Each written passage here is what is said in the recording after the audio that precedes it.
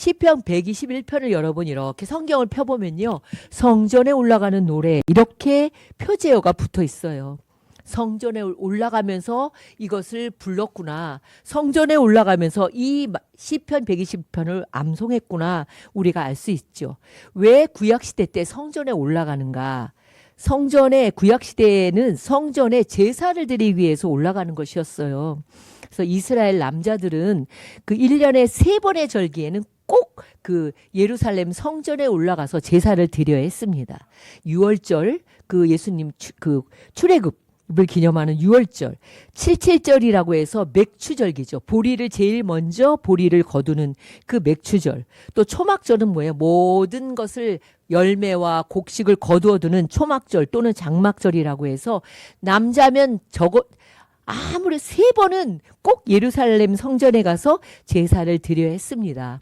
근데 아마 저도 가보진 않았지만 성전이 높은 지금은 없죠. 예루살렘 성전이 다 회파되고 없지만 성전이 높은 곳에 있었기 때문에 성전을 오르면서 불렀다 해서 성전에 오르는 노래라고도 했고요.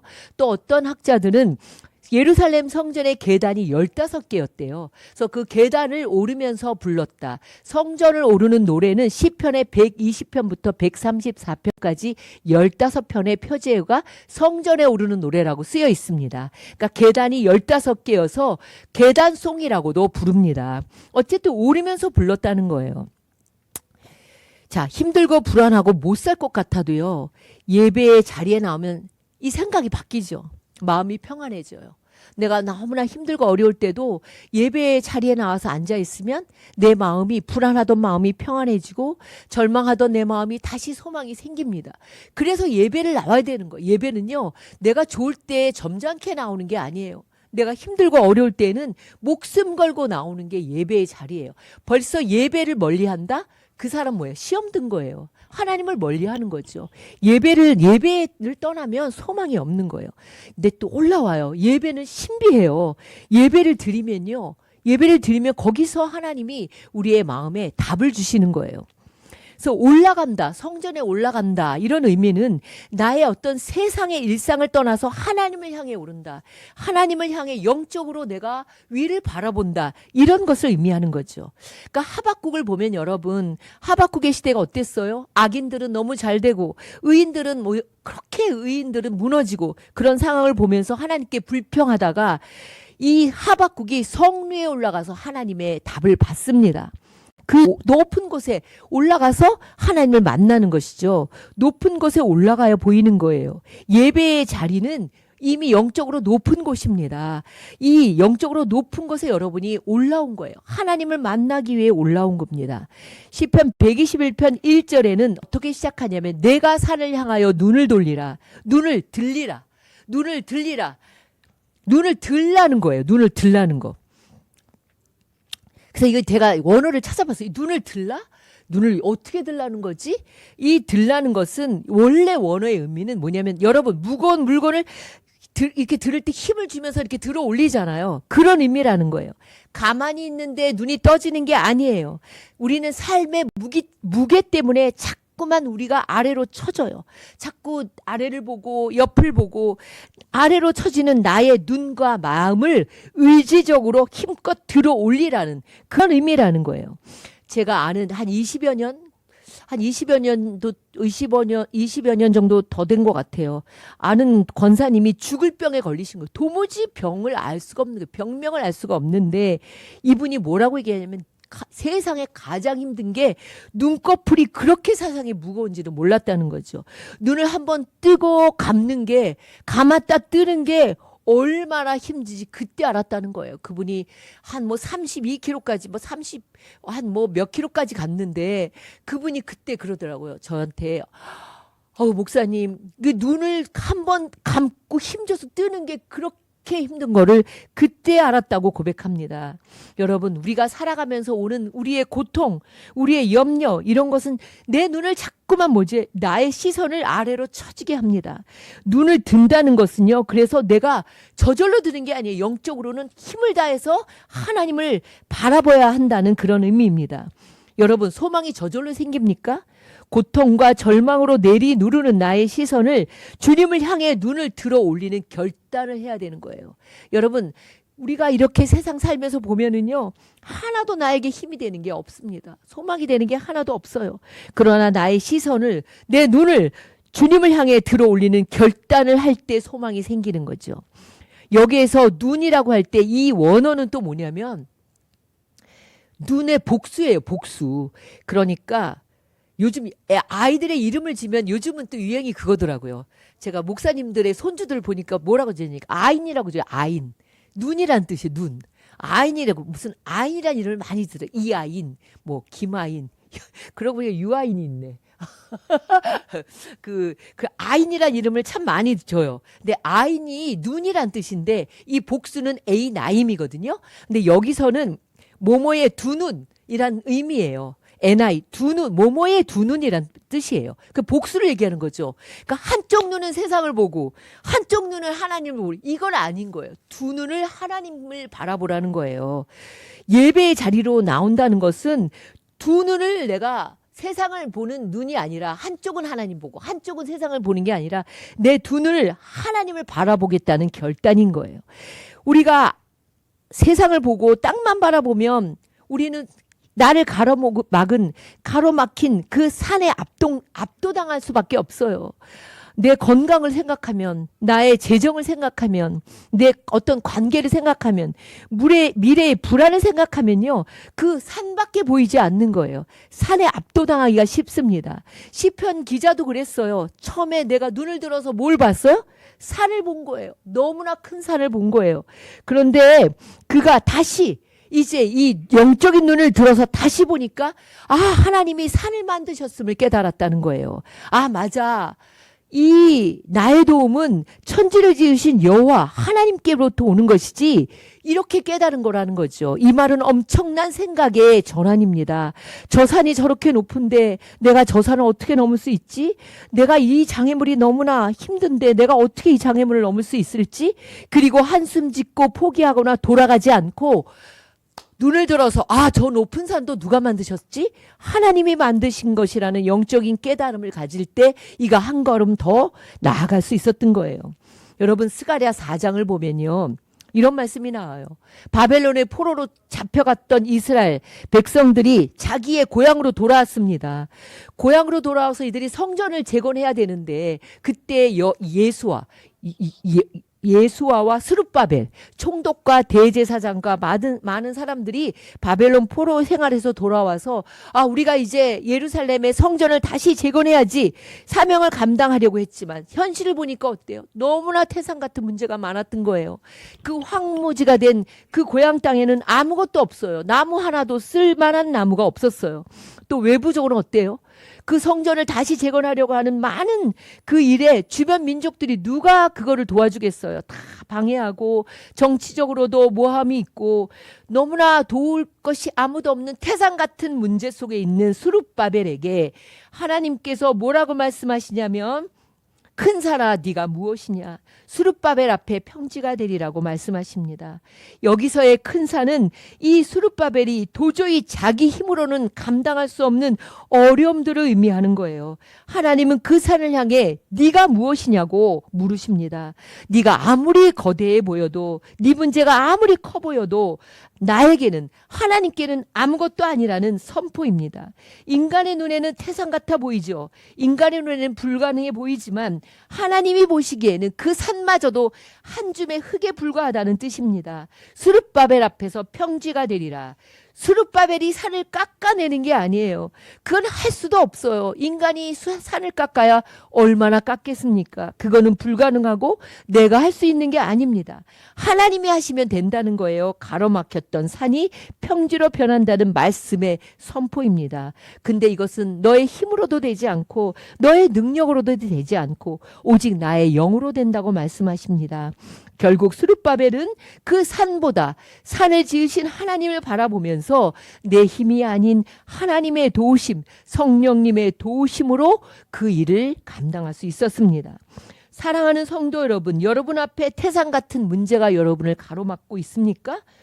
그러나 오늘도 여러분이 성전에 오르면서 이 예배의 자리로 나온 것은 이제는 이 산이 아니라 이 산을 지으신 하나님, 그 하나님이 나와 함께 하시면 오히려 그 산이 장애물이 아니라 나의 인생의 디딤돌이 됨을 믿으시기 바랍니다. 여러분, 신앙생활은요, 혼자 걷는 길이 아니에요. 이 순례자가 홀로 걷는 길이 아니라 신앙생활은 함께 가는 거예요. 가면서 제일 힘든 게 뭐예요? 나만 혼자 이렇게 무거운 인생의 짐을 지고 가는구나 라고 생각할 때 여러분이 실족하고 여러분이 시험이 드는 거예요. 하나님의 예배자는 혼자 가는 게 아니에요. 홀로 걷는 게 아니에요. 함께 걷는 거예요. 누구와 함께요? 성령님과 함께 가는 거죠. 또 믿음의 사람들과 함께 가는 거예요. 나를 위해 기도해주는 믿음의 사람, 나를 위해 누군가, 나를 위해 눈물 흘리며 애통해하는 그 사람들과 함께 가는 거예요. 자, 우리가 시편 120편 1편을 한번 보겠습니다. PPT를 띄워줘 보세요. 자, 1절과 2절에는 제가 빨간색으로 했습니다. 자, 1절과 2절에 주어는 누구예요? 나예요. 내가 눈을 들어 산을 본다. 내 도움이 어디서 오지? 내 도움은 주님에게서 오는구나. 나예요. 주어가 다 나예요. 그러니 혼자 하는 외로운 싸움인 거예요. 혼자 내 문제를 짊어지고 끙끙 앓으면서 스스로에게 묻는 거예요. 내 도움이 어디서 오지? 그래, 내가 산을 향해 눈을 듭니다. 내 도움이 어디서 오지? 스스로에게 계속 묻는 거예요. 내가 하나님을 붙들려고 애쓰는 단계입니다. 그래서 1절과 2절에 하나님은 멀리 있어요. 나의 하나님이긴 한데 멀리 있는 하나님이라고 할 수 있습니다. 그런데 여러분 3절부터는 파란색을 보십시오. 3절에부터는 놀라운 변화가 일어납니다. 주어가 나에서 뭘로 바뀌어요? 주님으로 바뀝니다. 이제는 주어가 나에게서 주님으로 바뀌어요. 그리고 대상이 나에게서 너로 바뀝니다. 이것은 이제 1절과 2절에서 순례자가 혼자 고백하며 걸어가는 순례자 곁에 누군가 함께 하시는 분이 있는 거예요. 이제는 보이지 않지만 내 곁에 계시는 성령님이 말씀하시는 거죠. 여러분, 내가라는 주어에 갇혀 있을 때는 내가 내 발을 지켜야 되고 내가 실족하지 않으려고 발버둥 쳐야 되지만 3절부터는 이제는 주어가 내 인생의 주인이 내가 아니고 주님이 되어주시기 때문에 이제는 바뀌는 거예요. 내가 하는 게 아니에요. 주님이 지켜주시겠다고 약속을 하십니다. 하나님이 지켜주신다는 약속이 얼마나 많이 나오는지 몰라요. 저는 요즘 NIV 영어로 외우면서 watchable 지켜주신다는 말이 우리나라 말로는 6번인데 영어로는 5번이 나오는 것 같아요. watch. 여러분 한번 쉬어보세요. 여러분 집에 가서 한번 쉬어보세요. watchable. 지켜주신단 말이 계속적으로 나옵니다. 그런데 어떻게 구체적으로 지켜주시느냐 하면 첫 번째로는 실족하지 않도록 지켜주신대요. 그러니까 이제는 주어가 나에서 주님으로 바뀌고 나서부터는 이제는 내가 하나님을 붙들려고 바둥바둥하는, 그래서 내 감정이 또 나의 상황에 따라서 그 손을 내가 놓으면 실족할 수밖에 없어요. 그러나 이제 하나님이 내 손을 붙잡도록 내 인생에 내가 주인이 아니라 내 인생을 하나님이 주인이 되시도록 내어드리면은 이제는 주님이 내 손을 잡기 때문에 내가 넘어지긴 해요. 그러나 나를 붙들고 계신다는 거죠. 여러분이 자녀를 기르면 알잖아요. 자녀가 자기가 낑낑거리고 가는 것과 또 이제 우리가 우리의 자녀 손을 잡는 거랑은 너무 다르지 않습니까? 우리가 넘어지지만 우리가 아주 엎드러지지 않는 것은 하나님이 내 손을 잡고 계시기 때문인 거죠. 두 번째로는 어떻게 지키십니까? 낮의 해와 밤의 달이 영어로 막 이게 헷갈리더라고요. 낮의 해와 밤의 달이 너를 해치지 못하도록 오른쪽에 그늘이 되어주신대요.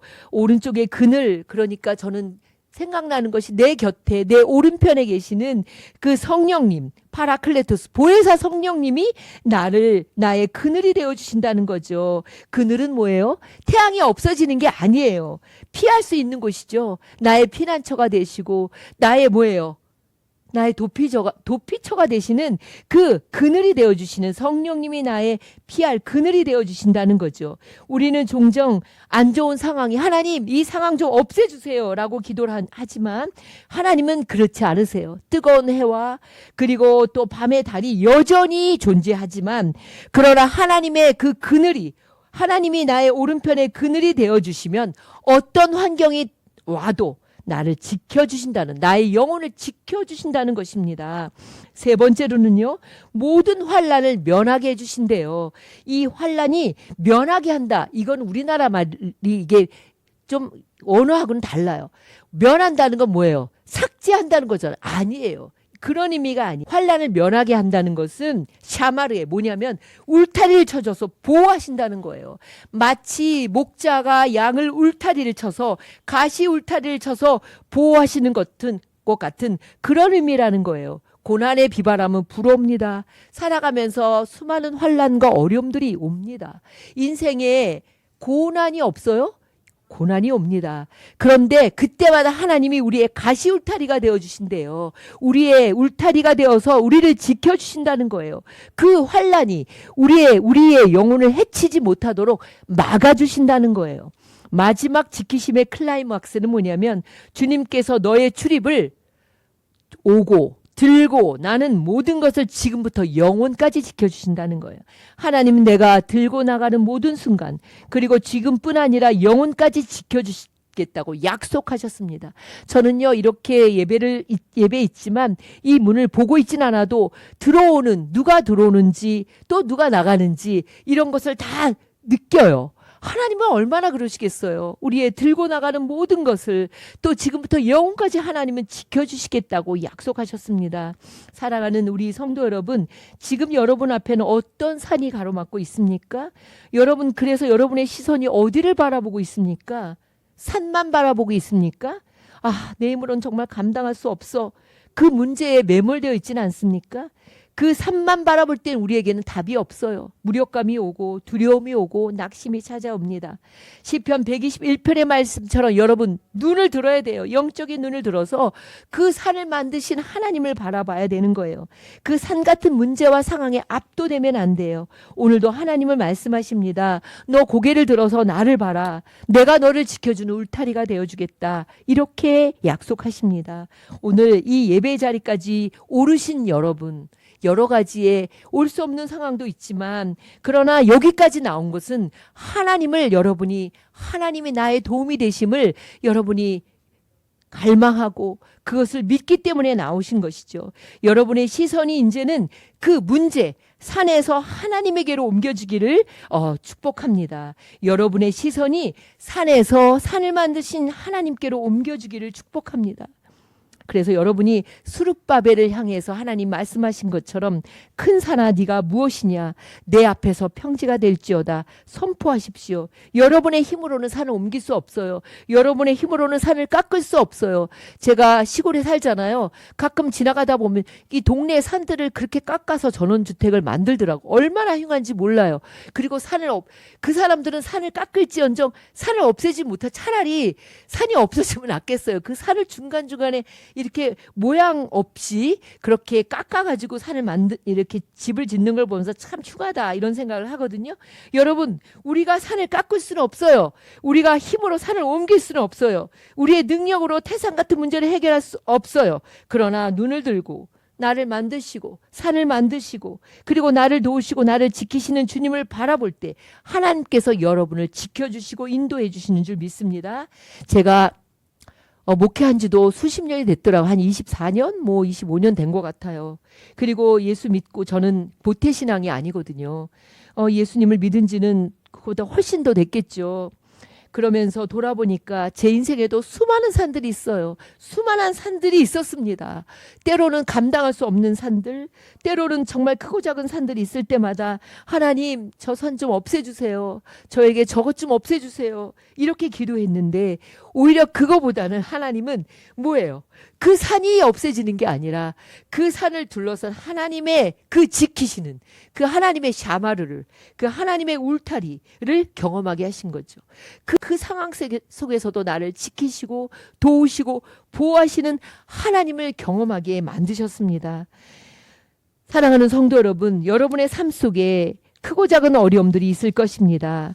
내 힘으로는 해결할 수 없는 수많은 사건과 어려움들을 만나기도 할 것입니다. 많은 사람들은 그래서 술로 고통을 잊으려고 하고 그것이 오히려 마음의 병이 되기도 하고 다시 옛날로 돌아가기도 합니다. 그런데 그것은 해결이 아닙니다. 내가 눈을 들어서 주님을 바라보는 한 우리 앞에 놓인 그 산은 우리를 넘어뜨리는 장애물이 아니라 뭐가 되게 한다고요? 디딤돌이 되게 하는 거예요. 계단이 되게 한다는 것입니다. 올 한 해에도 여러분에게 어떠한 어려움이 있고 또 어떠한 태산 같은 문제가 있을 때에도 이 시편 121편을 암송하면서 묵상하면서 나아가십시오. 여러분이 혼자 무거운 짐을 지고 가려고 애쓰는 인생이 되지 말고 주님이 여러분의 인생에, 주님이 내 인생의 주인이 되어주셔서 주님이 지키시고 도우시는 복된 인생이 될 줄로 믿습니다. 오늘도 주님은 눈을 들어서 주님을 바라보는 그 믿음의 사람에게를 지키시고 오른쪽 그늘이 되어주시고 환난 가운데서도 울타리가 되어주시는 주의 은혜를 부어주실 줄 믿습니다. 기도하겠습니다. 우리를 지키시는, 우리를 졸지도 않고 주무시지도 않으며 우리를 지키시는 사랑의 하나님 아버지, 오늘도 우리 앞에 많은 문제 속에서도 눈을 들어 주님을 바라봅니다. 스룹바르벨에게 약속하신 것처럼 큰 산아 네가 무엇이냐, 내 앞에서 평지가 될지어다 선포하며 나가는 한 해가 되게 하여 주시옵소서. 우리의 힘과 능력이 아닌 오직 여호와의 영으로 말미암아 우리 삶의 모든 문제가 평탄케 되는 역사를 이루어 주시옵소서. 예수 그리스도의 이름으로 기도드리옵나이다. 아멘.